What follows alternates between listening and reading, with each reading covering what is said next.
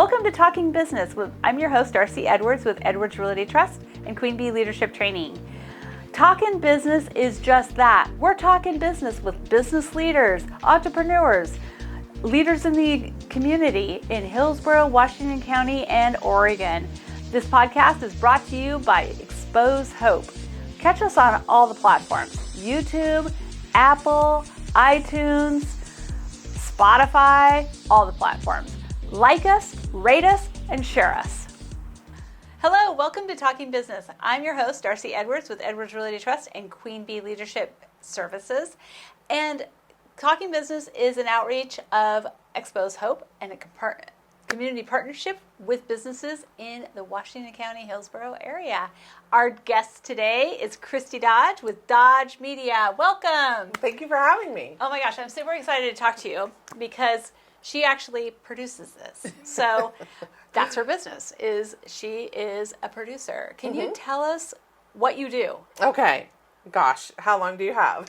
We have days. Buckle up.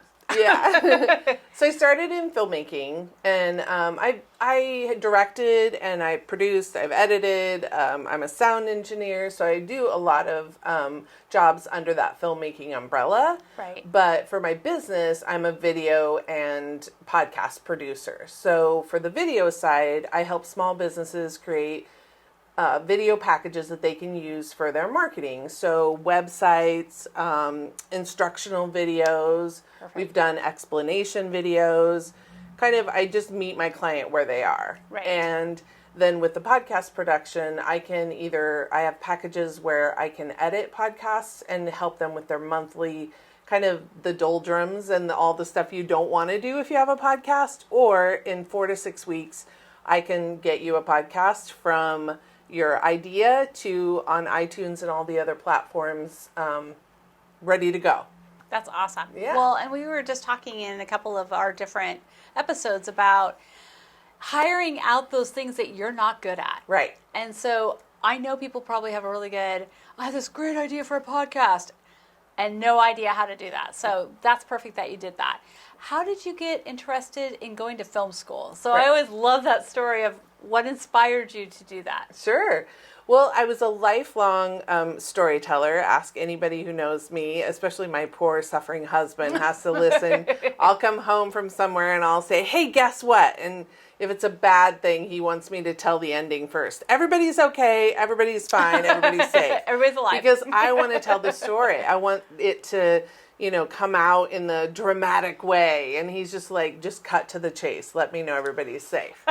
So I'm a lifelong storyteller. And I was always the kid in the neighborhood that was kind of gathering everybody together to put on a play for the grown-ups. Yes. And then movies have been a big part of my life. They've been touchstones. My parents' divorce, moving to a new state, meeting my husband, having children. There's always been a movie that has been kind of associated with each of those major milestones in my life.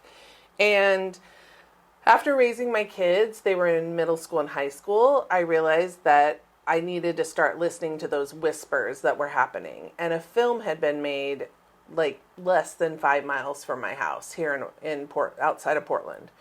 And I thought, okay, wait a second. If they're making movies in basically my backyard, I have no reason to not pursue the movie business. Right. Because in my head, I had it, you have to live in LA or New York and it was like, I challenged that thought and realized, I can make movies right here. I could be part of the movie making industry here in Portland. Right. So I finished my degree, went back to film school, and then just kind of hit the ground running. Excellent. So when did you start your business? So technically I started it, officially, I started it in January 2020 as far as the state of Oregon is concerned. I met a friend at dating myself, 30-year reunion, and I was talking about doing video production, and she said, hey, will you do a video for me? And so that we did in November of 2019. And she called me that night and said, what are all your social tags? I want to tag your business. And I went, because at the time I was just kind of doing jobs for friends. I didn't have an official business. We didn't even have an official business name, no website, nothing. And so I said, give me an hour. And I went on Facebook, Instagram, all of them, created a profile, came up with a company name, and called her back. And so to me, that was when I started the business, because it had a name. Yeah, exactly. And so the people listening are generally business owners or people who are starting or wanting to start that business. Mm-hmm. What advice would you give them? Because out of the pandemic, I'm guessing, birthed a lot of businesses. Right. And that pandemic, I'm sure, was not the plan that you had. It was not. Because some people were like, oh yeah, I had a plague. It was like in Q4, going to have a plague, going to change our business.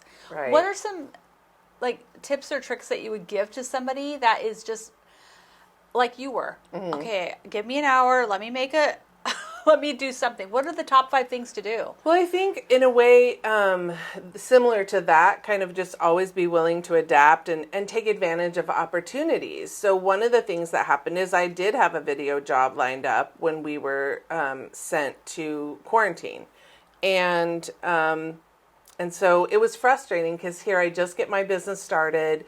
A couple months in, we're told to quarantine. Obviously, You can't video people as well online. You can do it, but just not at the level I like to. Right. And so that was frustrating, and it felt like, I just got this momentum, and I've got a job, and so kind of just being patient with that, but also looking for different opportunities. So I had to kind of put the video business on hold. And at that time, I didn't have the podcast business. Okay. That came later with some of the connections I had made in late 2019, some networking that I had done, and met a woman who knew of a company, and they were hiring podcast editors.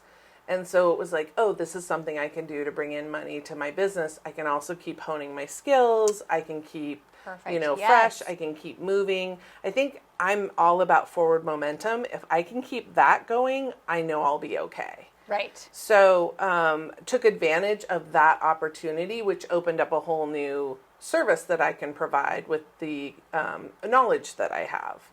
Exactly. So I think you always have to just kind of, instead of stressing out and freaking out, it was just kind of, what can I do to just keep that forward momentum and keep moving and keep adapting? And so that's, and that expanded my business. Right. Mm-hmm. I love that. Because I listen to people in business all the time, and they get so married to one road. Mm-hmm. And I'm like, but do you realize that you could go further on this road if you go around the accident? Right.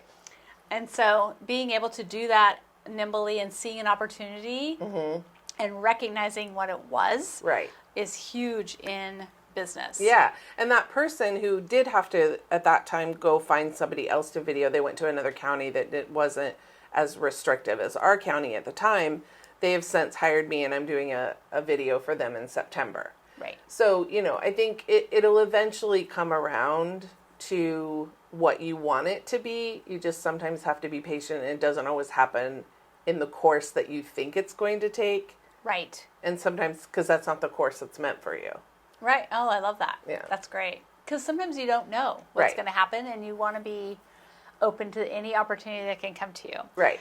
So you also do your own podcast. We do. It's super fun to listen to. I love it because it gives me ideas like, oh my gosh, I watched that movie. I loved it. And I went back and watched it. Right. Or, okay, now I got to go find it and go watch it because now it sounds amazing. So how did that come up? How did you get that? Well, I've been a podcast listener since almost before there were podcasts, because iTunes had, I don't even think they were calling them podcasts. I can't really remember. Kevin Smith was one of them that had, it was like an iTunes featurette when he was making, I believe, Clerks 2. And they were these little videos that would just appear on iTunes. So I would listen to that. I also, when Howard Stern right before he went to Sirius, I think I was able to get, they were playing it over the internet. So I guess in a way that was kind of a form of like a podcast. So I've been listening to him for a very long time. And we've gone to podcast conventions, and I produced 2 audio drama podcasts, so scripted. And my husband and I were always trying to think, like, what could we do? What could we do? And we tossed around a couple ideas. We thought about doing my kids and him like a hamburger review show, because we love eating hamburgers, and never really found the thing that was our thing. It never really felt right. And so I was just sitting around, and it takes us about 3 to 4 hours sometimes to watch a 2-hour movie, because we're pausing it to talk about the movie making. Right. And one time when I paused it, I went, duh, here's the podcast. Simple. Right. We do this anyway. Let's just record ourselves doing this, and we'll do it. So it's very important to us that we only talk about movies we like, because there's enough hate watchers out there, and you can go find it if that's what you enjoy listening to. But I only want to put positivity out there. And I know what it takes to make a movie. And I don't want to disrespect the people that came together to make something by hating on it. So maybe it's not the movie for me, but so we don't talk about movies we don't like. We just talk about the ones we do like, but we talk about them in a filmic way, because we noticed when we were making our films that our friends enjoyed hearing about the behind the scenes stuff that happens with the characters, the attention to detail in wardrobe, the certain lighting that they use, and people enjoyed hearing that kind of stuff. So I thought, all right, well, let's combine both, kind of the film school kind of version of a review show. So we're not really so much reviewing the movie whether we think it's good or bad, right? Because we've already said we love it. We love it, right? So it's just, what do we love about it, right? Yeah. And your genre's all over. It's super. Yeah. It's super fun to listen to. The other question I had for you is, who is one of your inspirational people that's helped mentor you along the way in this venture? Yeah. Oh my gosh. There have been so many, but if I had to pick one, I would have to say my mom. She was she was a single mother from the time I was 5.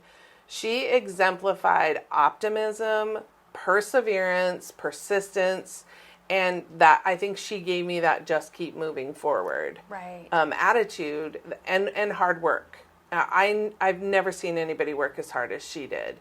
She, with a high school education, became a part-time drive-up teller. And at the time when she got her job as a part-time drive-up teller, that wasn't enough to sustain us. Right. But she knew she kind of had to take that chance in the hope so that she could move up. And I think it was like within 3 weeks she was promoted to full-time, because she's such a hard worker and made such an impression on them.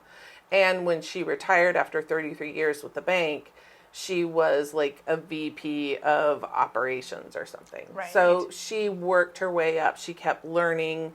And that's kind of what I did with the pandemic. When I did have a downtime, I would improve my skills. I would go out and try to learn more about social media, or more about marketing, or more about some tool that I could use in my business to further my business. So it was like, okay, I can't work. What can I do so that when I am working, I'm better at it? Right. That's awesome. Yeah. So I would say that she's a huge inspiration. Obviously, Oprah Winfrey. You know, I think over the years listening to her, there's so many inspiring things that she said. And then there's a podcast by 2 female founders here in Portland that I found hugely inspirational, because you know, they're moms and they're wives and they're business owners, and they talk very vulnerably about how to balance all of it and the struggles. They're very open and candid about struggles that they've had. And it's Shannon Beekman, who owns Urban Wax, and Alicia Alcantara, who is a realtor here in the Portland area. And they have a podcast called Real Talk, Real Change. And that, you know, their attitude is very light, and so you laugh through most of it, but you realize like you're not alone. Like, oh, okay, there's other people struggling to kind of keep all this in balance, and worrying about our kids and just everything that goes into being a female business owner. Right. It's a different animal. Yeah. Let me tell you. So you've also won some awards. I think we're going to Cannes next year. And I'm going to be carrying your luggage. I know, wouldn't that I'm be the great? luggage girl. Yes. I signed myself up. I will carry the luggage. We will will it into being. Yes. Yeah. When I did my first film in 2017, I just sent it to a few festivals because I just wasn't confident. And I was very much feeling that imposter syndrome. Like, Right. who do I think I am to submit to film festivals? But thankfully, my film did win Best Short that year at the Oregon Independent Film Festival. So that not only gave me a little bit of confidence, but the second film we did, it was my husband wrote and directed it. And I produced it. And we set aside a budget. So it was kind of like, okay, we've got this money. That's the purpose of it. And it's his film. And so it was easier for me to kind of send it out into the world. And so we submitted to about 27 festivals. Because you just don't know. I wasn't trying to be greedy, but it was like, because all 27 of them could say no thanks. So you just don't know. Exactly. But thankfully, we've heard back from 12. We've been selected for 8, and we've won 5 different awards at those festivals. So wow. Yeah. That's phenomenal. Yeah, it's really exciting. That's it's very fun. cool. Yeah. Where can they find those films? Where can we find those? Can we watch them? It's on our YouTube channel. It's on our YouTube. At least I'm going to the go link home and put it on our YouTube your channel. website. Yeah. So the first film is up there. It's called A New Promise, and it's semi-autobiographical. And then the second film, we have to wait for it to go through the festival circuit because festivals like exclusivity. Okay. So I love that too, so I get it. Yeah. So next summer, it too will be on our YouTube YouTube channel. We'll have to do like a screening. Oh yes. Oh yeah. A big one. Yeah. We At have a big multiplex in every single. Hello, Venetian. Oh, that one's easy. That's an easy do. We can do all the Regals and everywhere. $700 a ticket. Make it exclusive. We'll make it reasonable for everybody. So, what is your 5-year goal? I like to ask that question because sometimes people don't have it, and so I like to throw that out as the coach side of me goes. So, what's your 5-year goal? Yeah. I think I'm honing it. I think definitely more gear. I'm a gearhead a little bit. So maybe a newer camera so that we can just provide really crisp, clear, great videos. I mean, we do pretty good with our equipment we have now, but just to up that game. I think maybe a couple employees on board. We have contracted out a little bit of social media and somebody edits our podcast. But I think, I'd love to have maybe a couple full-time employees that we're really providing enough that we could hire them on and pay what they are deserving.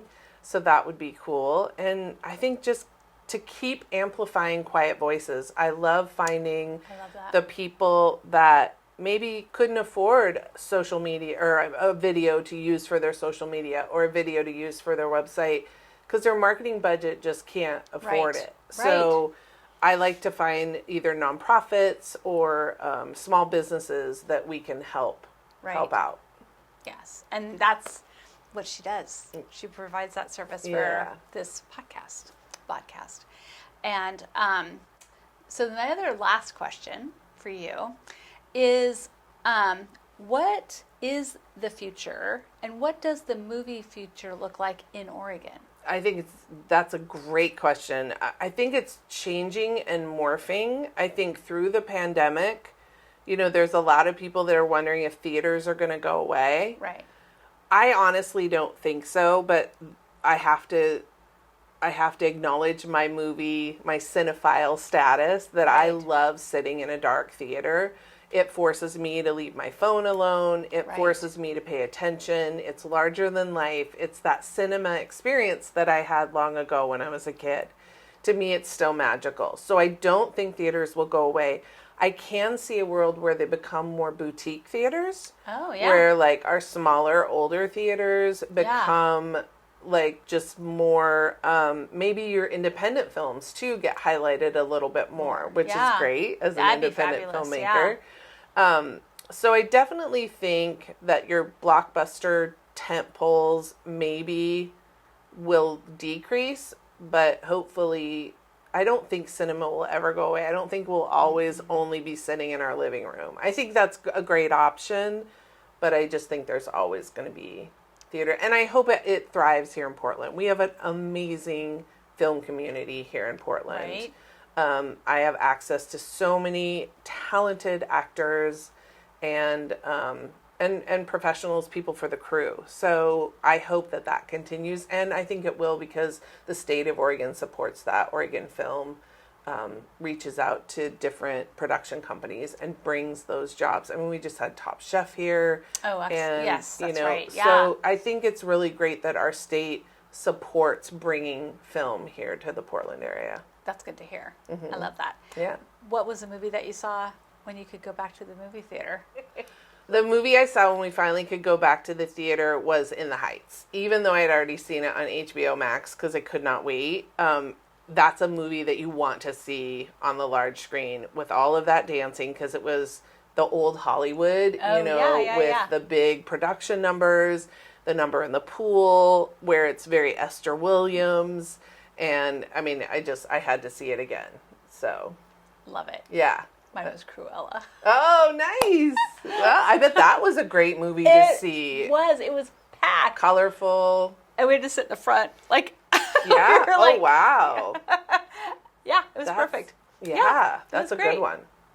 Thank you so much for Sure, coming. thank you for having me And on. I'm super excited about going to France next year. Yeah, I'll let you know. We'll be in touch.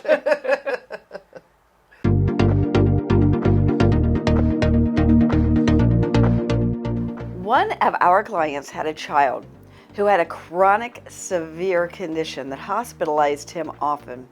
There's nothing worse than having a 2-year-old who has to be hospitalized. Expose Hope provided volunteers to go in, provide some respite care, some compassionate service to this mom. Our volunteers would arrive with toys and fun things to do, and mom got to take a break, and we would buy her dinner down at the cafeteria. This is your Expose Hope dollars at work. So if you'd like to donate, please go to www.exposehope.com. That's XPOSCHOPE.com/donate. Thank you. Thank you for listening to Talking Business, brought to you by Expose Hope. We can be found on all of your favorite podcast platforms, YouTube, iTunes, all of them. Also, be sure to like us, share us, and leave a comment. Who do you want to hear from? We want to know.